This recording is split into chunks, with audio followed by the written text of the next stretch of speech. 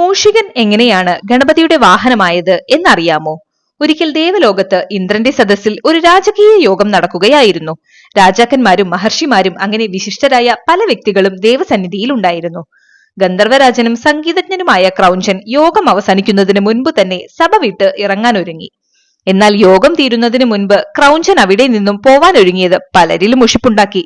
ഇതൊന്നും വകവെക്കാതെ വളരെ ധൃതിയിൽ സഭ വിട്ട് ഇറങ്ങാൻ ഒരുങ്ങവേ ക്രൗഞ്ചൻ അബദ്ധത്തിൽ മുനി വാമദേവന്റെ കാലിൽ ഒന്ന് ചവിട്ടിപ്പോയി. ഉടനെ കുപിതനായ വാമദേവനാവട്ടെ സഭാമര്യാദകൾ ഒന്നും പാലിക്കാതെയും പരിസര ബോധമില്ലാതെയും തന്റെ കാലിൽ ചവിട്ടിയ ക്രൗഞ്ചനെ മൂഷികനായി പോവട്ടെ എന്ന് ശപിക്കുകയുണ്ടായി. മഹർഷിയുടെ ശാപവാക്കുകൾ കേട്ട ക്രൗഞ്ചൻ ഉടനെ തന്നെ മഹർഷിയുടെ പാദങ്ങളിൽ വീണ് മാപ്പപേക്ഷിച്ചു.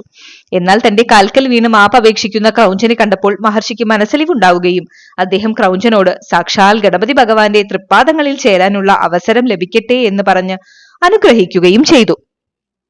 അങ്ങനെ പരാശര മഹർഷിയുടെ ആശ്രമ പരിസരത്ത് നാശങ്ങൾ വരുത്തിവെക്കുന്ന ഒരു വലിയ എലിയായി ക്രൗഞ്ചൻ മാറി. ആ സമയത്ത് ഗണേശ ഭഗവാൻ പരാശര മഹർഷിയുടെ ആശ്രമത്തിൽ താമസിക്കുന്ന സമയമായിരുന്നു. മൂഷികന്റെ ശല്യം സഹിക്കവയ്യാതെ പരാശര മഹർഷി ഗണപതി ഭഗവാനെ അഭയം പ്രാപിച്ചു. ഗണപതി ഭഗവാൻ ഇതിനൊരു നടപടിയെടുക്കണമെന്ന് തീരുമാനിക്കുകയും മൂഷികനെ ഒരു പാഠം പഠിപ്പിക്കാൻ തന്റെ കൈവശമുണ്ടായിരുന്ന ഒരു പാശം അഥവാ കയറെടുത്ത് ചുറ്റിയെറിഞ്ഞ് മൂഷികന്റെ കഴുത്തിൽ ഒരു കുരുക്കിടുകയും ചെയ്തു. അങ്ങനെ ആ കയർ വലിച്ച് മൂഷികനെ തന്റെ കാൽക്കൽ ഗണപതി ഭഗവാൻ കൊണ്ടുവന്നു. ഈ കുരുക്കിൽ നിന്നും തനിക്ക് രക്ഷയില്ലെന്ന് മനസ്സിലാക്കിയ മൂഷികൻ ഗണപതി ഭഗവാന്റെ കാൽക്കൽ വീണ് മാപ്പപേക്ഷിച്ചു. ഗണപതി ഭഗവാൻ മൂഷികനോട് ക്ഷമിക്കുകയും ഭഗവാന്റെ പാദസ്പർശമേറ്റപ്പോൾ മൂഷികന് പൂർവ്വജന്മ സ്മരണയുണ്ടാവുകയും ചെയ്തു.